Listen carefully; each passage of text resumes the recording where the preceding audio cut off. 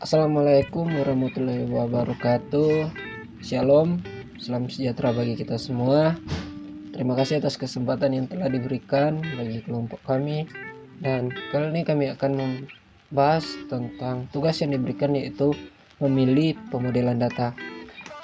Pemodelan data atau data modeling adalah proses yang digunakan untuk mendefinisikan dan menganalisis kebutuhan data yang diperlukan untuk mendukung proses bisnis dalam lingkup sistem informasi yang sesuai dalam organisasi. Model data ini merupakan juga representasi konseptual dari data objek yang berbeda dan aturan.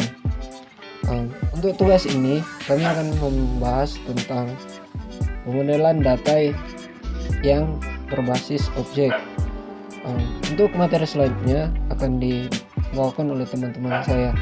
Untuk sebelum itu saya akan memperkenalkan nama-nama kelompok yang ada di kelompok ini. Yang pertama, saya Joshua Isobela, saya sendiri. Dan yang kedua ada Salonika Shalom Goni. Yang ketiga ada Radit Sambili. Dan yang keempat ada Clement Mengkei. Untuk materi selanjutnya nanti saya serahkan kepada teman-teman saya. Terima kasih. Terima kasih atas kesempatan. Saat ini saya akan menjelaskan tentang model data berbasis objek. Model data berbasis objek adalah model data yang menyiapkan setiap node atau cardnya dengan basis objek database dengan menggunakan konsep seperti entitas, atribut, dan relasi. Model data berbasis objek ini terdiri atas yang pertama, Entity Relationship Model, yaitu untuk menjelaskan antar basis data berdasarkan suatu perspektif bahwa real world terdiri dari objek-objek dasar yang mempunyai hubungan atau relasi antar objek-objek tersebut yang berisi ketentuan atau aturan khusus yang harus dipenuhi oleh database. Yang kedua adalah Binary Model, yaitu model data yang memperluas definisi dari entitas, bukan hanya atributnya, tetapi juga tindakan-tindakannya. Yang ketiga adalah Semantic Model. Hampir sama dengan Entity Relationship Model, di mana relasi antar objek dasar tidak dinyatakan dengan simbol, tetapi menggunakan kata-kata. Berikut ini cara untuk membangun ERD. ERD adalah jenis model data yang berbasis objek. Fungsi dari ERD sendiri adalah untuk membentuk model data sehingga hubungan antar data lebih mudah dipahami. ERD juga sering digunakan sebagai acuan model data dalam perencanaan sebuah basis data atau database, karena pada dasarnya perencanaan suatu database harus mengikutsertakan ERD di dalamnya. Karena ERD adalah model data berbasis objek, maka ERD yang digambarkan dalam bentuk relasi antar objek dalam hal ini yaitu sebuah entitas. ERD digambarkan dalam bentuk card yang saling terhubung.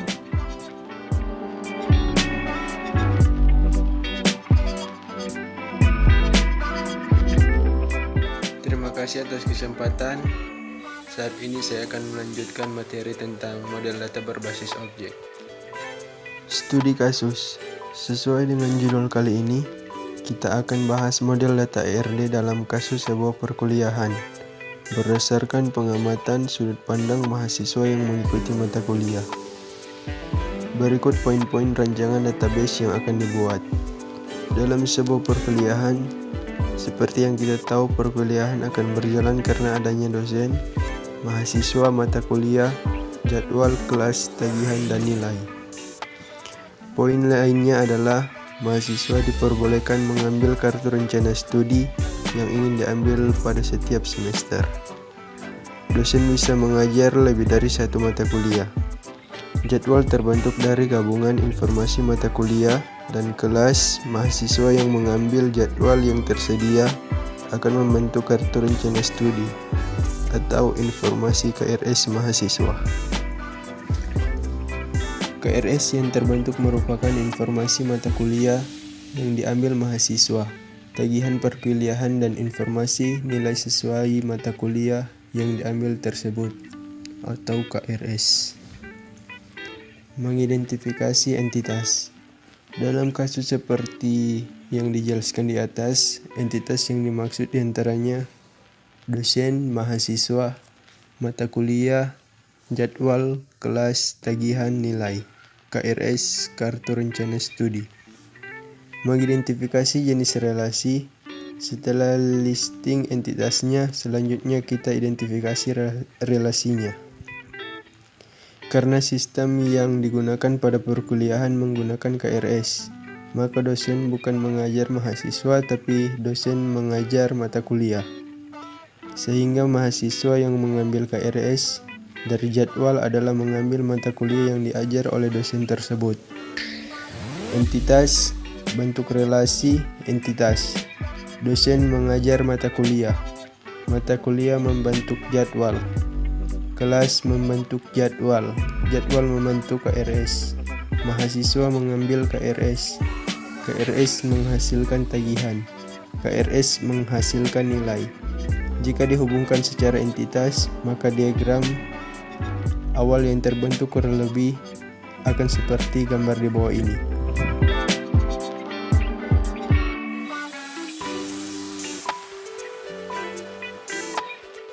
Terima kasih atas kesempatan yang diberikan. Kali ini saya akan melanjutkan presentasi dari kelompok kami. Selanjutnya, mengidentifikasi atribut. Langkah selanjutnya adalah identifikasi atribut.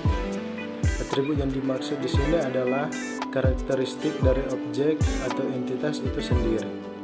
Atribut yang diidentifikasi juga harus dilengkapi dengan primary key. Atribut tersebut untuk mewakili entitas yang dimaksud.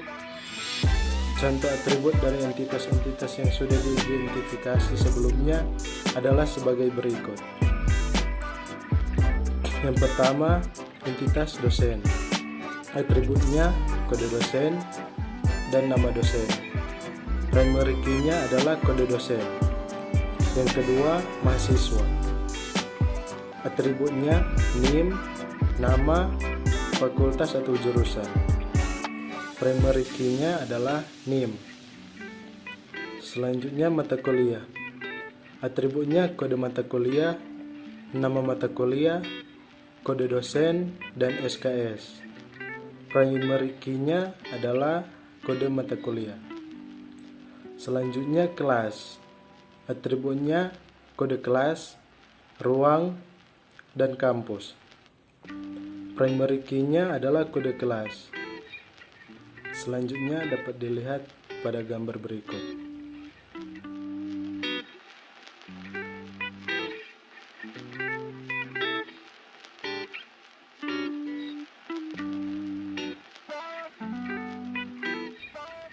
Dan selanjutnya adalah spesialisasi atau generalisasi entitas. Langkah terakhir dalam penentuan ERD adalah melakukan spesialisasi atau generalisasi untuk jenis entitas. Spesialisasi atau generalisasi sendiri adalah teknik untuk menyajikan sudut pandang yang berbeda di pemakai yang berbeda. Spesialisasi sudah melingkupi penentuan entitas, relasi, dan atribut. Selanjutnya, ERD diagram case perkuliahan. Langkah akhirnya adalah menyelesaikan ERD lengkapnya dengan atribut dan primary key yang bersifat penandaan atribut mana yang menjadi primary key.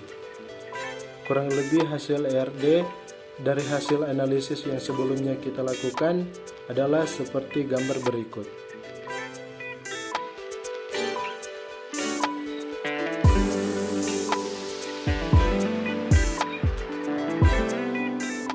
Terima kasih. Baiklah, terima kasih. Itu saja penjelasan kami tentang memilih pemodelan data. Dan ada sedikit penjelasan dari saya. Langkah terakhir dalam pemodelan data, mengubah model data logis untuk model data fisik yang mengatur data ke dalam tabel dan rekening atau akses kinerja dan penyimpanan. Pemodelan data juga mendefinisikan tidak hanya elemen saja, tapi struktur dan hubungan antara mereka. Teknik pemodelan data dan metodologi yang digunakan untuk model data ini dengan cara standar yang konsisten. Model data dengan cara standar yang konsisten dapat diprediksi untuk mengelolanya sebagai sumber daya. Itu saya penjelasan kami tentang materi ini, dan terima kasih atas kerjasama dari teman-teman kelompok. Ada Kuleman Lengkei, ada juga Salonika Shalom Goni, dan ada Radit Sambile. Terima kasih. Waalaikumsalam. Shalom.